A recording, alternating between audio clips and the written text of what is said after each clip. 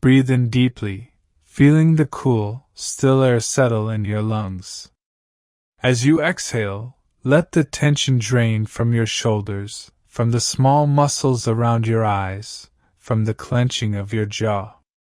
The following words are not meant to excite or alarm, but to cradle your mind in a dense, steady narrative that moves with the slow, inevitable rhythm of a tide coming in. Allow the heavy detail, the prolonged descriptions of light and shadow, the meticulous cataloging of textures and thoughts, to become a soft, weighted blanket over your consciousness. Do not grasp for the plot, simply let the language wash over you. The story will take its time, far too much time for the restless mind, inviting instead the deep, unhurried rest that awaits just beyond the horizon of attention. Close your eyes, if they are not already closed, and let the quiet patience of the words guide you gently into stillness. The evening mist in Brugge, a city woven from medieval stone and silent water, possessed a particular quality of profound, liquid silence. It was not merely the absence of sound, but an active, viscous stillness that seemed to dampen the very echoes of the cobblestones and absorb the low, hesitant murmur of the few late-night conversations. Alistair Finch, standing utterly motionless on the small, stone bridge arching over the Groeninge Canal, felt this silence less as a void and more as a heavy, velvet presence, a thick atmosphere that clung to his heavy wool overcoat and frosted the tips of his precisely trimmed mustache. The air was saturated with the cool, earthy scent of ancient water and damp moss, overlaid with a faint, distant, and utterly comforting aroma of hot, buttered waffles and dark, roasted coffee, a memory of the daylight hours already receding into the deep blue of the twilight. His position was a study in calculated inactivity. He was ostensibly a man pausing on a picturesque European bridge, perhaps contemplating the delicate, almost heartbreaking beauty of the scene, the rows of stepped gable houses, their silhouettes jagged and black against the deepening indigo sky, their lower floors barely illuminated by the soft, buttery glow escaping from a few tightly shuttered windows. He observed the refraction of this limited light on the slick, wet stones of the embankment, noticing the way a single, distant gas lamp fractured its weak amber luminosity across the surface of the canal, turning the otherwise black water into a slow, moving sheet of polished obsidian. Every detail was registered, categorized, and filed away with the meticulous, almost obsessive precision that had kept him alive through a decade of calculated, whispered danger.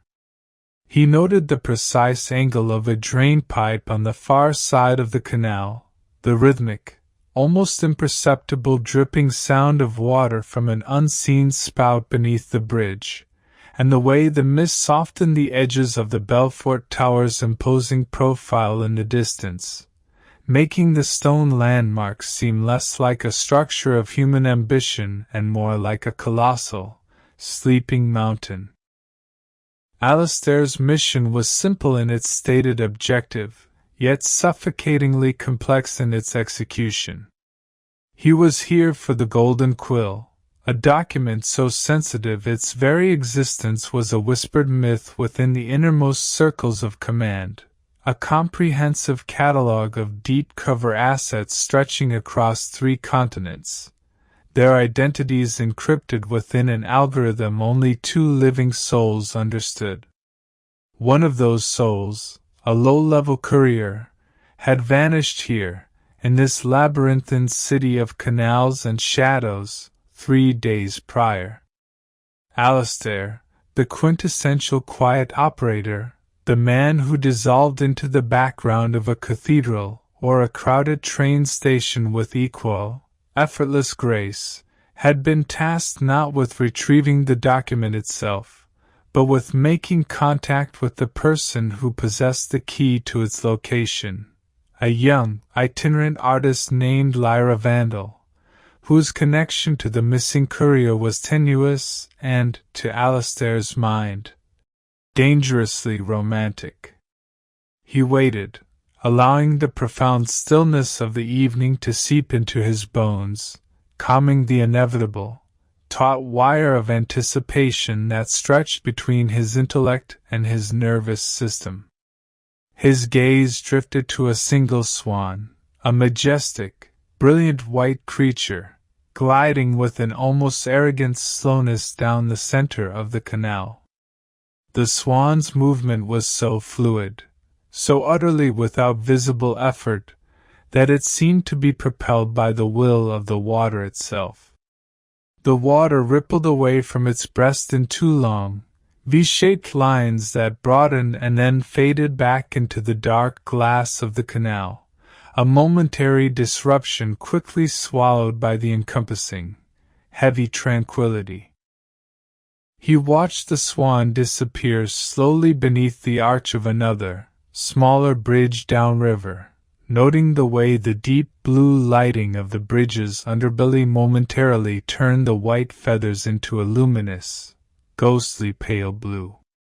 It was a beautiful, entirely unnecessary observation, and Alistair permitted himself the small, indulgent luxury of enjoying it, for such moments of pure, unadulterated aesthetic contemplation were the only true escapes available to a man whose mind was constantly, exhaustingly calculating vectors of threat and angles of egress. He reached into the inner pocket of his coat, the smooth, cool leather of the glove fitting snugly over his hand, and gently adjusted the tiny, almost invisible microphone tucked into his lapel. The silence was broken only by the faint, almost internal click of the adjustment, a sound so small it was immediately reabsorbed by the mist. He had been instructed to wait until the clock in the Belfort Tower struck the hour of 11, a precise, prearranged signal that was entirely arbitrary but possessed the necessary quality of being undeniable and universally observable. He glanced at the discreet, elegant silver watch strapped to his wrist, its face a deep, almost luminous black in the gloom. 10:51. 9 more minutes of absolute, sustained vigilance. He began, as he often did in these sustained periods of waiting, to mentally construct a complete, hyper-detailed inventory of his immediate surroundings. The bridge he stood upon was composed of roughly hewn, dark gray stone, its surface slightly uneven, worn smooth by centuries of foot traffic and the persistent scouring of the moist air. He noted the intricate, almost lacy pattern of the moss growing between the stones near the water line, a vibrant, if subdued, emerald green that seemed to defy the darkness. The railing, a low, solid barrier of the same ancient stone, was cold and damp beneath his gloved hand, the chill penetrating the wool and reaching his skin with a slow, insistent pressure. He was standing precisely 4 paces from the center of the arch, near a weathered stone pillar that bore the faint, illegible inscription of an unknown, long-dead craftsman. The precision of his positioning was not born of superstition, but of a deep, ingrained understanding that in his line of work, the most minute, seemingly inconsequential details often held the key to survival or failure. The light was strongest 3 paces to his left, offering a momentary flash of illumination that could potentially reveal a movement he wished to keep private. The shadow, however, was deepest 4 paces to his right, and it was to this reliable, enveloping darkness, he mentally committed himself, calculating the precise angle and movement needed to retreat into its depths should the need arise.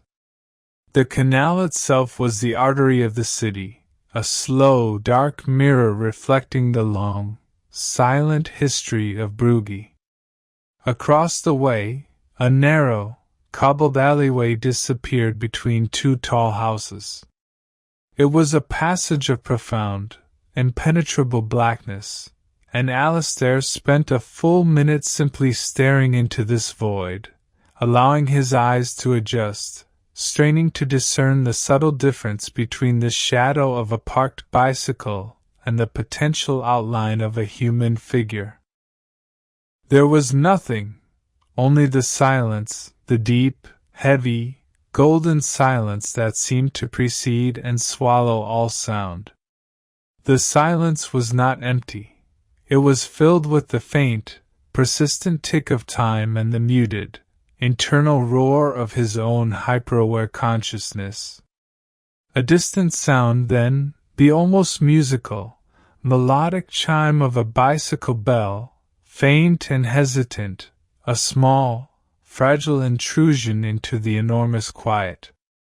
He did not move his head, only shifted his gaze, tracking the source of the sound as a cyclist, a figure hunched against the damp air, glided past the end of the bridge and disappeared quickly down a side street. The sound faded almost instantly, the bells ringing swallowed by the vast, accommodating stillness. It was a wholly innocent sound, an ordinary detail of ordinary life, and Alistair made a conscious, deliberate effort to allow the reality of this mundane detail to register, to ground him in the physical, verifiable world, away from the mental landscape of contingency plans and worst-case scenarios that was his usual, exhausting home. 5 minutes remained. He closed his eyes briefly, just for the space of a single, slow breath, a necessary reset. He focused on the simple, physical sensation of the cold, damp air entering his nostrils, the subtle pressure of the coat on his shoulders, the steady, rhythmic beat of his own heart, a low drum in the city's vast, quiet orchestra.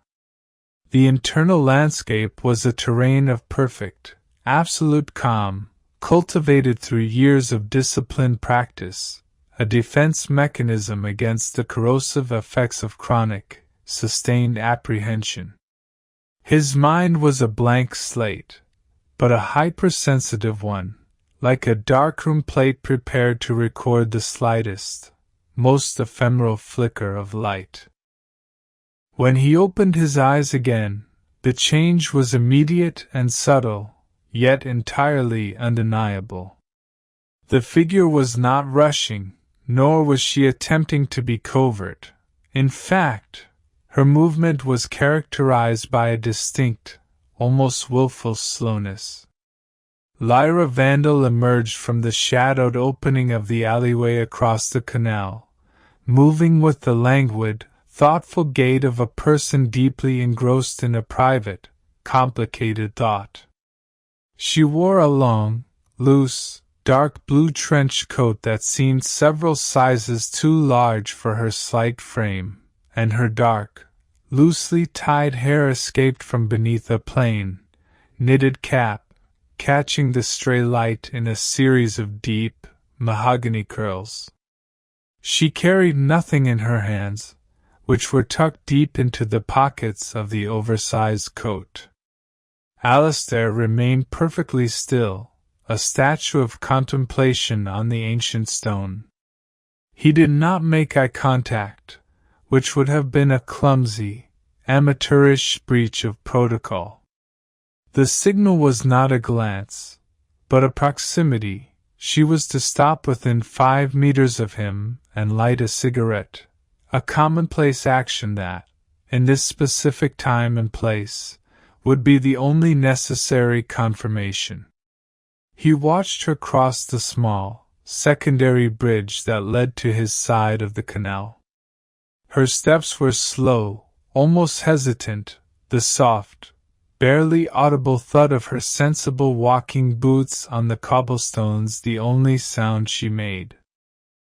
She stopped precisely 2 meters from him, turning to face the canal, her back partially to Alistair.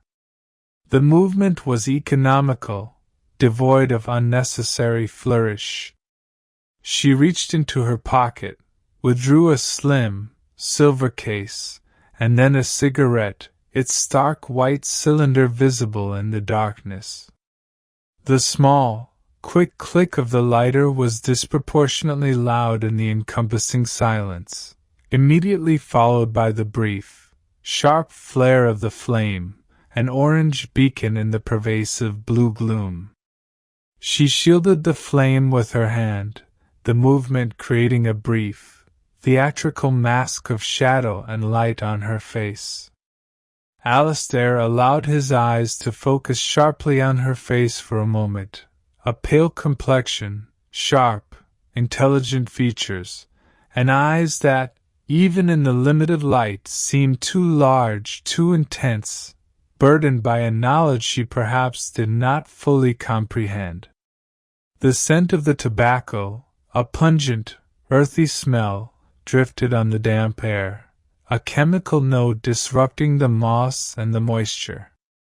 She took a long, slow draw, the tip of the cigarette glowing a steady, arterial red. The signal was confirmed. Alistair waited another 5 heartbeats, allowing the theatrical tension of the moment to dissipate, letting the ordinary act of smoking become just that, ordinary, before he spoke. His voice, when it came, was a low, resonant baritone, pitched just above a whisper, designed to carry only the necessary distance, not to break the stillness but to meld into it. "A chilling night for an artist's palette," he murmured, his gaze still fixed on the black water of the canal, as if addressing the silent reflection of the ancient houses. Lyra Vandel did not jump, nor did she turn. The only indication that she had heard him was the slight, fractional tightening of her shoulders beneath the heavy coat. She took another slow drag of her cigarette, exhaling a plume of white-gray smoke that seemed to hang motionless for a moment before being dissolved and swallowed by the mist. "It is only chilling to those who are unaccustomed to the deep, silent blues," she replied, her voice remarkably low and steady, possessing a slight, pleasant European lilt. Her response was the second part of the authentication sequence, a predetermined, nonsense phrase that confirmed her identity and her understanding of the gravity of the situation. "I find the colors of the night to be the most honest." Alistair allowed a slow, almost imperceptible nod. The first contact was established. The world had, in a sense, ceased to exist beyond this small circle of damp stone, tobacco smoke, and whispered, coded words. The immense, sustained effort required to maintain this level of situational awareness, of internal control, was a constant, exhausting pressure behind his eyes, a pressure he had long ago learned to incorporate into his ordinary state of being. "Honesty is a luxury rarely afforded to those who deal in gold," Alistair continued, using the prearranged cue to introduce the subject matter without directly naming the item. "I am here regarding the acquisition of a particular shade. A specific, very delicate hue that seems to have gone missing from the canvas." Lyra finally turned her head, slowly, deliberately, her gaze finally meeting his.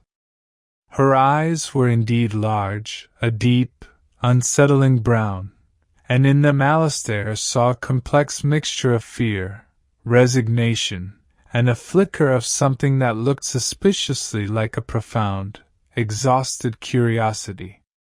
She regarded him not as a rescue or a threat, but as an inevitable, necessary complication. "The canvas is large, and the palette is enormous," she said, her voice now barely a breath, the words tasting metallic with the damp air. "The man who held the color, the specific, very golden hue, did not appreciate the enormous size of the canvas. He was too clumsy with the solvents, too quick with the drying time.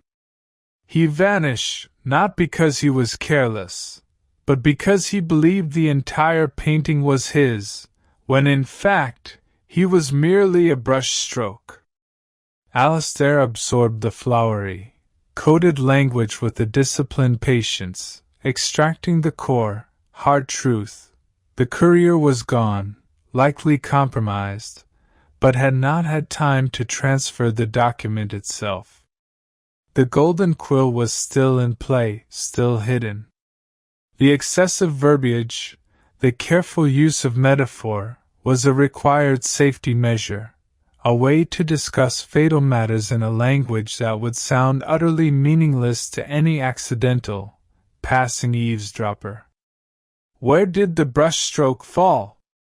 Alistair pressed, his eyes narrowing fractionally as he committed the details of her face to memory, noting the faint, almost imperceptible tremor in her lower lip that belied the steadiness of her voice. She was terrified, but she was holding. Lyra took one last, deep draw on the cigarette, holding the smoke, and then flicking the butt with a surprising, sharp violence into the canal, where it sizzled momentarily before being quenched by the black water. The movement was a small, definitive gesture of finality, of commitment to the path now laid before her. "Before he vanished, he gave me instructions. A single, small, inconsequential frame.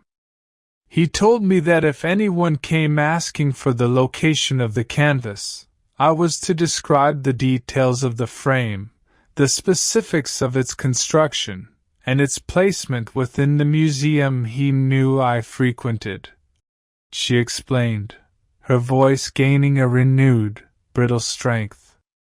"He was a clumsy man, but not a fool. He knew they would come for him, and he knew they would come for me.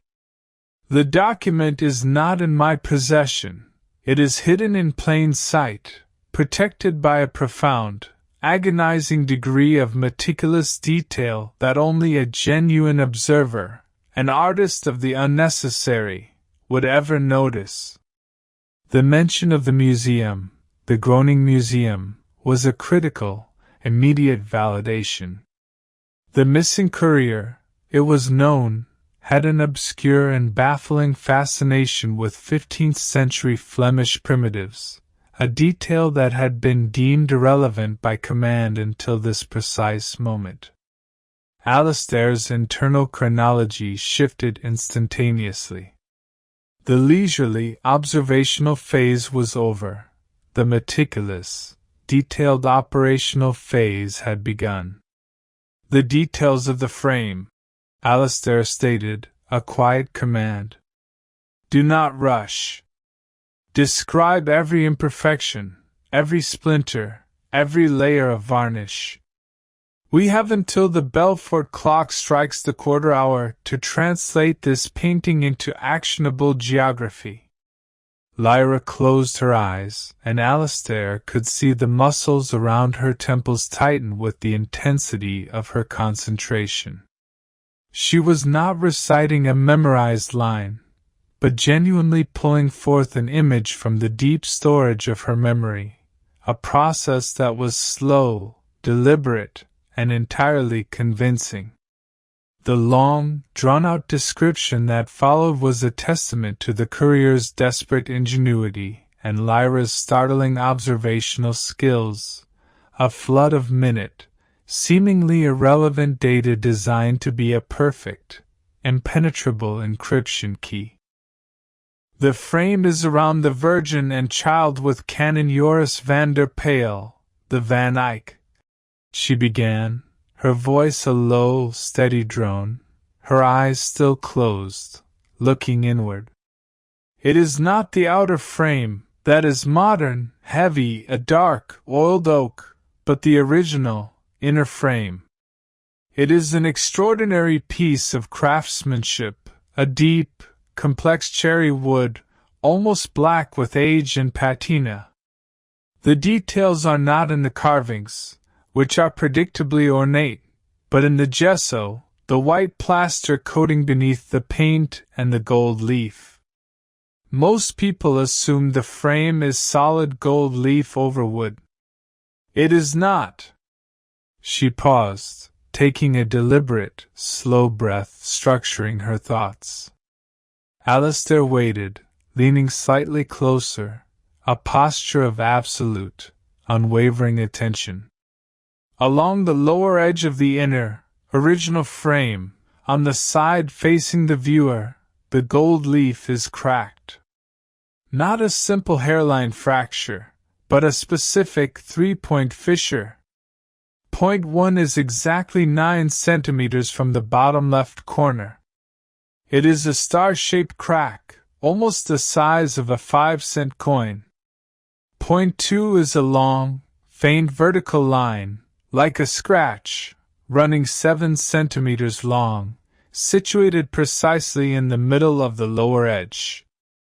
And point 3, the most critical, 2 small, round, perfectly concentric circles of missing gold leaf, separated by exactly 3 millimeters.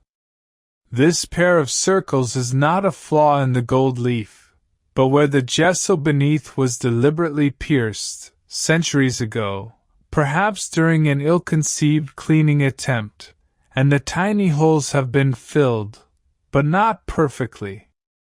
They appear as 2 small, faint, almost invisible eyes, just 2 centimeters to the right of the center point. Alistair's mind, a hyper-efficient machine for spatial processing, was already converting this verbal data into a physical, three-dimensional map. A star-shaped crack, a long scratch, and 2 small, repaired holes. The key was in the pair of circles, the 2 small, almost invisible eyes. And the significance of the 2 circles? Alistair prompted, urging her gently back to the core data. If the frame is the key, what is the lock? Lyra opened her eyes, and the deep brown of her gaze was sharp, focused, and utterly devoid of fear now. She was an artist describing her work, a subject she understood utterly. The courier, he was a man of systems and patterns. He told me that the 2 small circles, the 2 faint eyes, were the access points. They represent a binary code. The left circle, if pressed gently, gives a long, low creak, a sound of old wood under pressure. The right circle gives no sound. The sequence, he said, was a simple, old-world lock mechanism. Press the creak first, then the silent one, then a pause, and then the creak again. Long, short, pause, long. And the golden quill is secreted within the hollowed space beneath the painting's plaque, the small, brass plate detailing the title and artist. The lock is old, a simple spring mechanism, activated by pressure on those 2 specific, repaired points in the gesso. Alistair absorbed the information in a single, comprehensive gulp, the sheer, audacious simplicity of the hiding place a testament to the courier's understanding of human nature. Hide a secret in a place so visible, so constantly overlooked by millions, that its very obviousness becomes an impenetrable shield. A spring lock activated by a 3-beat binary press on 2 tiny, repaired holes on a 500-year-old museum frame. Alistair, Lyra whispered, the use of his name a sudden, dangerous intimacy. They are already here. I was followed. Not by the clumsy men with big feet, but by the quiet ones. The ones who move like the mist, like you. I saw a man, not 10 minutes ago, near the Burg Square, wearing a coat exactly like yours, but the wrong cut. Too tailored. Too obvious. I think they knew I would meet someone. And I think they waited for me to talk. The sudden, chilling escalation of the threat was not a surprise, but a confirmation of the deep, pervasive anxiety that was the constant backdrop to his life. The man with the wrong cut of coat. A counteragent, patient and meticulous, waiting for the asset to deliver the information, making the asset a perfect, self-terminating piece of espionage. Alistair did not flinch, did not alter his posture, but the quiet rhythm of his internal planning accelerated instantaneously. The long, detailed description had bought them time, had shielded the vital information in a haze of verbal density. But the window was closing. He glanced down at his watch again. 10:59.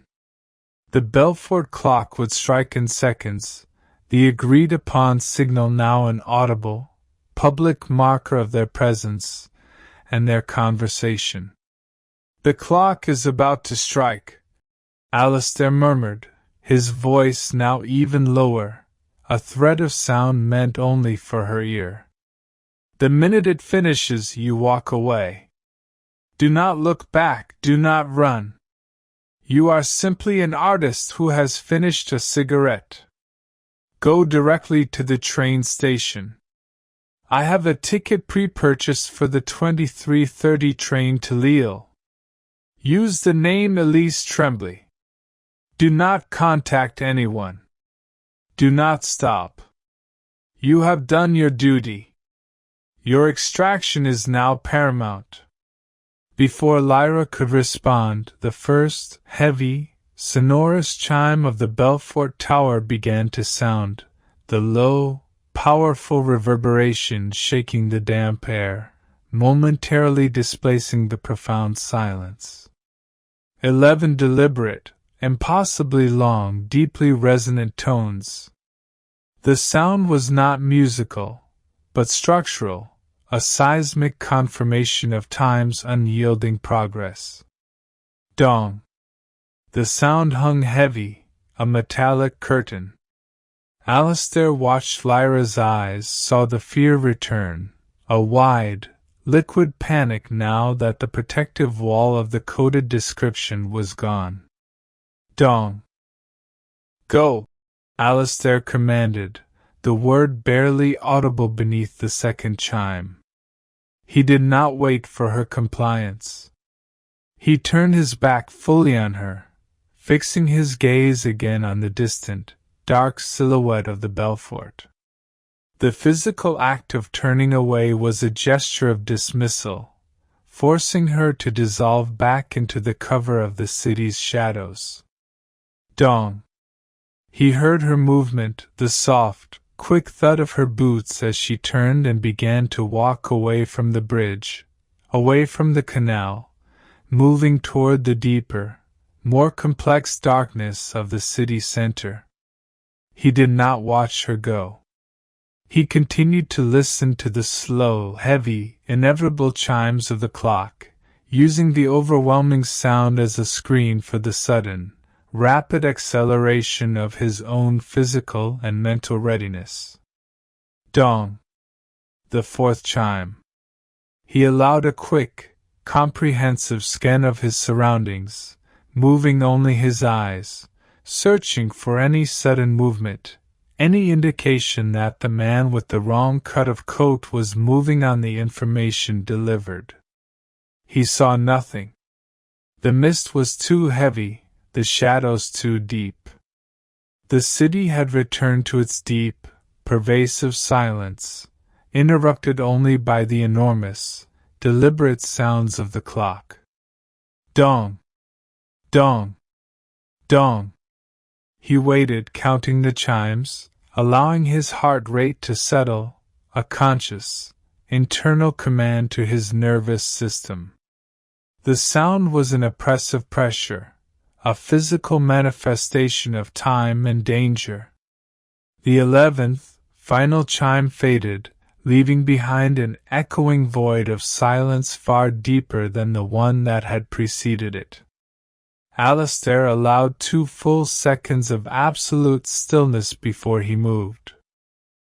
His movement was a seamless transition from stillness to a controlled, powerful stride. He did not run, which would have been an admission of panic, but moved with a purposeful, unwavering speed toward the nearest main street, his destination the Groeninge Museum. He had the key, the location, and the method. The only variable now was time. He vanished from the bridge, a dark shape absorbed by the surrounding, engulfing darkness, leaving behind only the cold, damp stone, the silent canal, and the lingering, faint scent of tobacco smoke dissolving into the pervasive, golden silence of Brugge. Alistair Finch moved through the narrow, cobbled veins of the city with the focused, quiet intensity of a man who suddenly found himself moving on a compressed timeline. The information Lyra Vandel had delivered was a masterpiece of intelligence, specific, verifiable, and deeply concealed within the most public of spheres. The Golden Quill was not in a safe house or a dead drop, but in a world-famous museum, hidden within the very fabric of a painting's presentation. It was a perfect piece of psychological warfare, preying on the assumption that anything so vital would be hidden in shadow, not illuminated under the harsh, consistent glare of museum lighting. The streets he navigated were small, intricate passages, lined with tall, silent houses whose windows were dark eyes peering out into the night. The low, warm light spilling from a street lamp at the end of an alley would only momentarily illuminate the slick, uneven surface of the cobblestones, the light reflecting back in 1,000 tiny, wet sparkles. The silence here was different from the canals. It was a dense, interior silence, broken only by the sharp, echoing tap of his own leather-soled boots. He forced himself to maintain a measured, steady pace, resisting the urge to break into a run, for a running man in the quiet of midnight Brugge was a beacon of alarm. Every step was a conscious effort, a careful calculation of speed against the potential exposure. He kept his hands deep in his coat pockets, one hand wrapped loosely around the comforting, cool steel of the small, suppressed automatic, not as a threat, but as a solid, physical tether to the urgency of his mission. His mental processes were running at an accelerated, yet perfectly controlled speed.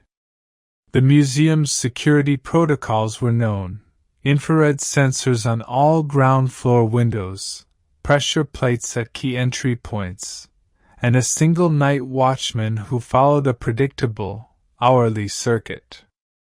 The Groeninge Museum was an old building, its very structure an unintentional accomplice to intrusion, filled with small, architectural inconsistencies, silent alcoves, and the kind of deep, accommodating shadows that only ancient stone can generate.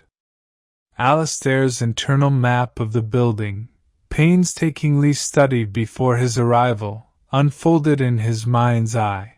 The location of the Virgin and Child with Canon Joris van der Pijl was in the first-floor gallery, Gallery 2, a large, high-ceiling room typically kept at a constant, cool humidity for the preservation of the delicate, all-on-wood panels. He reached the Burg Square, a vast, imposing space flanked by the Gothic grandeur of the city hall and the dark, squat severity of the old recorder's house.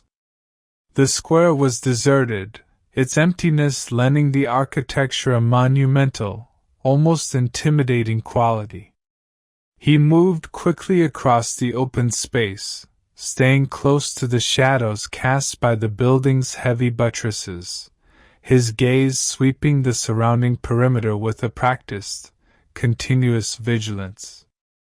Lyra's warning, a coat exactly like yours, but the wrong cut, was a constant, low-frequency alarm in his mind. He was looking for the subtle anomaly, the single, uncharacteristic piece of visual data that would betray the presence of a professional counteragent. He saw it, not in the square, but in the mouth of a side street leading away from the museum, the faint, quick gleam of a cigarette being extinguished beneath a heavy heel. The light was immediately suppressed, but the action, the sudden, violent snuffing of the light, was an act of abrupt self-correction, an admission of error. A person waiting patiently does not extinguish a cigarette with such immediacy unless they have just perceived a target. Alistair did not pause, did not alter his trajectory. The game was confirmed. The opposition was on his tail, waiting for him to lead them to the document. He had to assume that Lyra's entire conversation had been overheard, and that the opposition now had the same, vague information, a key on a painting frame in the Groeninge Museum. What they lacked was the crippling detail, the three-point fissure, the two concentric circles, and the binary press sequence. Alistair's task was not only to secure the document but to complete the transaction before the opposition could translate their generalized information into a specific action plan. He reached the back entrance of the museum, a discreet, unadorned wooden door set into a stone wall, traditionally used for deliveries and staff access. This was his planned entry point, marked by an architectural blind spot in the museum's security camera coverage. He withdrew a small, complex lock-picking tool from his pocket, the fine, polished steel of the instrument cool and smooth in his bare hand. The lock was old, a solid, heavy brass mechanism, but its ancient craftsmanship was no match for the meticulous, surgical precision of the tool. He inserted the pick, and for a full, drawn-out minute, there was only the faint, metallic scrape of steel on brass, a sound so quiet it was almost internal. His concentration was absolute, a perfect fusion of mechanical knowledge and hypersensitive touch, his fingers interpreting the complex internal landscape of the tumblers through the slender pick. Click. A faint, almost sighing sound as the first set of pins fell into place. Click, click. The second set, more resistant, yielded slowly. He held his breath, the only sound the faint, rhythmic drumming of his own pulse in his ears, and the slow, heavy pressure of the damp, cool air in his lungs. This was the moment of greatest vulnerability, a prolonged stasis in the face of an active threat. Thunk. The final, satisfying sound as the heavy bolt slid back into the casing. Alistair replaced the lock-picking tool with the same quiet precision, turning the brass handle slowly, deliberately, easing the old wood of the door inward. It opened with a slow, agonizingly loud creak, a sound that seemed to shatter the night air and echo down the narrow, surrounding alleyway. He froze instantly, holding the door at a fractional opening, listening with a terrifying, absolute stillness. Nothing. The sound was swallowed by the thick stone walls of the alley, a common noise in a city built of old, complaining wood. He slipped inside the dark, cool interior of the building, easing the door shut behind him with the same painstaking slowness, making sure the latch engaged with a silent snick. The air inside was stale and heavy, possessing the faint, unique aroma of old canvas, wood polish, and the chemical tang of archival preservation. He was in a narrow service corridor, utterly dark, the silence here absolute and oppressive. He used a small, heavily filtered LED flashlight, its beam a weak, focused pencil of blue-white light, aimed only at the floor immediately in front of his feet. He moved with a practiced, predatory quiet, his steps falling on the balls of his feet, his weight distributed with the subtle, unconscious balance of a tightrope walker. He navigated the internal labyrinth of the staff areas, past stacks of framed works awaiting restoration, past the cool, antiseptic glow of a large stainless steel sink in a conservation lab, toward the central staircase. The ascent up the stone stairs was an exercise in pure, drawn-out caution. Each step was tested, a fractional shift of weight to detect any potential creak or instability in the ancient stone. The air was colder here, the silence heavier, the weight of the enormous, dark building pressing down upon him. He paused on the landing, waiting for a full minute, allowing his hearing to adjust to the deeper resonance of the upper floor. He heard it then, the faintest rhythmic thump of the night watchman's heavy, rubber-soled shoes, muffled by distance and thick wall, a comforting, if temporarily restrictive, sound of routine. The watchman was in the east wing, on the far side of the building, continuing his slow, predictable circuit. Alistair had a window of approximately 10 minutes before the circuit would bring him back to the main, first-floor galleries. He slipped into the vast, silent darkness of the main gallery, the high ceilings lost in an enveloping, absolute blackness. The room was immense, lined with the silent, formidable presence of centuries of artistic genius, each painting a dark, impenetrable rectangle of shadow on the wall. The ambient lighting was controlled by motion sensors, which he would have to avoid. His internal compass, tuned by hours of study of the floor plan, guided him not to the center of the room, but along the perimeter, hugging the deep, three-dimensional shadows cast by the walls. He reached Gallery 2, the room dedicated to the early Flemish masters. The air here was noticeably cooler, and Alistair could feel the subtle shift in temperature that indicated the presence of climate-controlled display cases. He moved with agonizing slowness, his every muscle held in a state of controlled tension, prepared to freeze at the first hint of an unexpected sound or movement. He located the specific wall where the Van Eyck was displayed. Even in the absolute darkness, he could discern the faint, rectangular silhouette of the painting, its protective glass catching the almost non-existent light with a faint, ghostly sheen. He was alone, isolated in a vast vault of art, the only living soul moving within the profound, echoing silence of the museum. He approached the painting, moving toward the lower edge of the frame, his movements now surgical in their precision.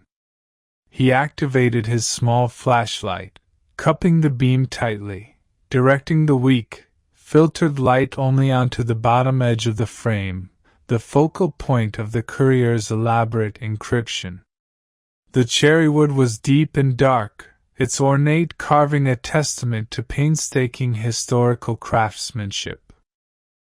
Alistair knelt slowly, the movement taking a full 5 seconds, ensuring that his knee did not brush the floor with any audible contact.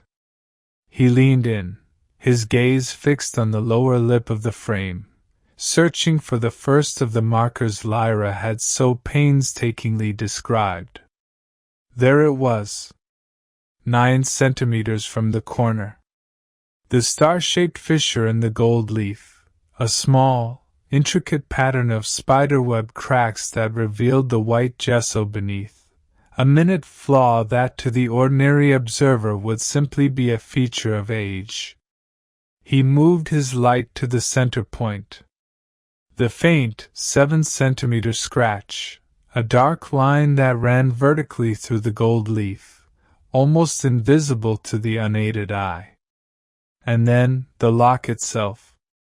2 centimeters to the right of the center point, a pair of tiny, perfectly round circles, separated by precisely 3 millimeters. The repaired holes in the gesso. They were, indeed, almost invisible, easily dismissed as simple marks of wear. But under the focused beam of his light, they stood out with a terrifying, definitive clarity, 2 tiny, faint eyes staring back at him from the 500-year-old wood. Alistair withdrew the silver-tipped finger of his right glove, the tactile control of the leather providing the necessary level of delicacy. The process required a steady hand and an absolute absence of rushed movement.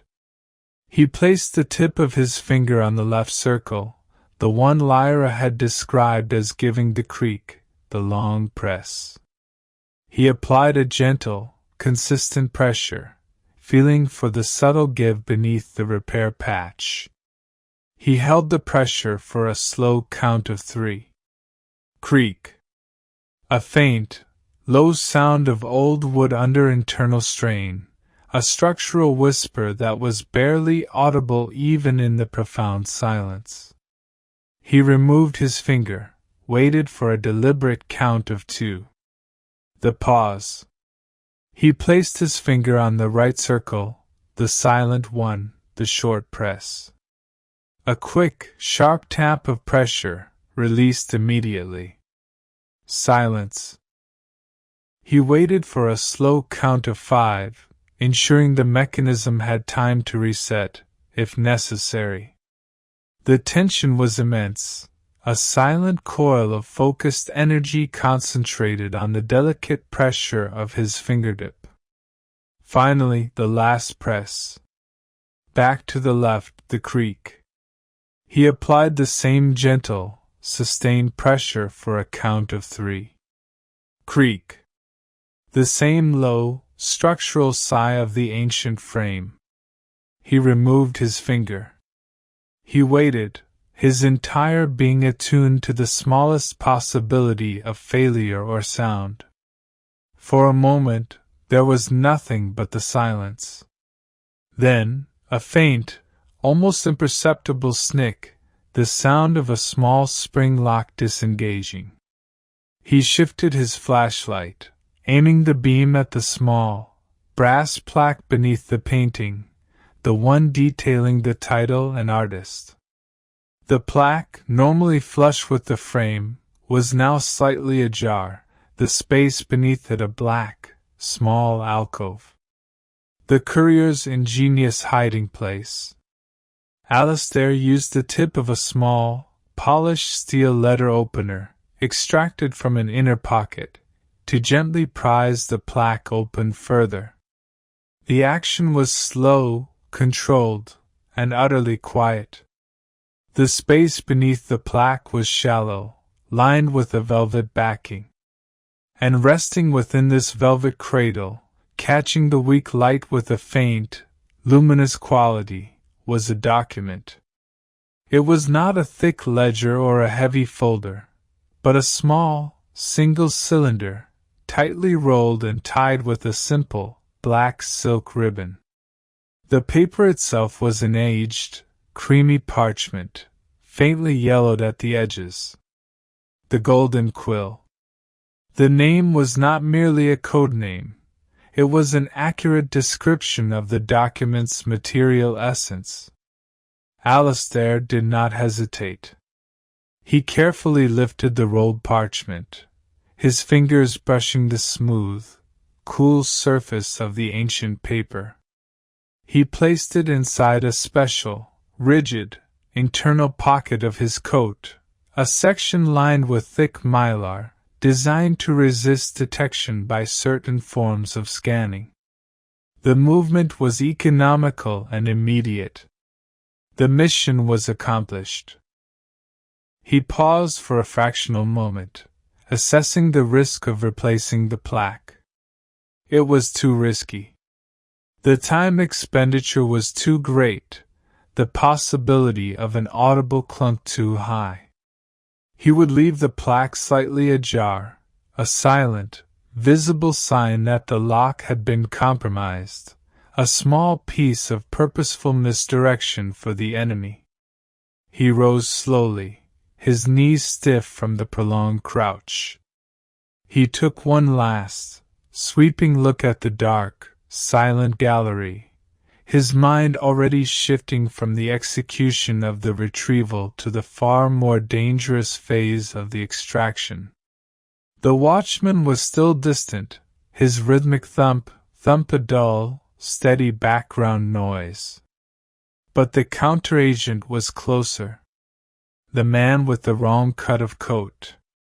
Alistair's instinct, a cold, insistent voice that had saved his life more times than he could count, screamed a warning that the man had not been waiting in the side street for a generalized signal. He had been waiting for Alistair's signal. The sudden, brief silence of the gallery, the lack of a running man or a forced entry, these were all signals in the silent language of espionage. Alistair moved quickly and silently back toward the service door.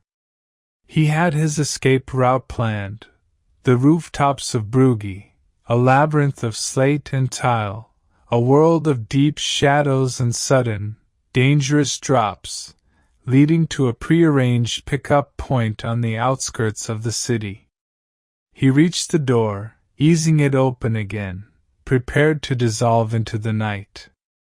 But as the heavy, wooden door swung silently inward, Alistair felt the sudden, terrifying pressure of a cold, hard circle pressing into the small of his back, the unmistakable, profound chill of a suppressed muzzle. A low, resonant voice, a voice with the distinct, clipped cadence of someone from the Central European intelligence machine, spoke, the sound low, steady, and utterly devoid of inflection. Agent Finch. A meticulous man, to the very end. The beautiful details of the three-point fissure and the two small eyes. A perfect encryption. Unfortunately, your artist, she was perhaps a little too verbose. I had only the general location, but your lingering in the deep shadow of the Van Eyck provided the specific confirmation I required. Turn around very slowly. Keep your hands utterly visible. The Golden Quill has only changed hands. It has not left the game. Alistair froze instantly, his body a monument of controlled stillness, every muscle locked, every nerve ending screaming. The silence of the museum, the profound, golden silence, had been shattered, replaced by the terrifying, intimate silence of a weapon held close. The hunter had become the trapped. The game, it seemed, was only now, after the intricate, silent dance of the retrieval, truly beginning.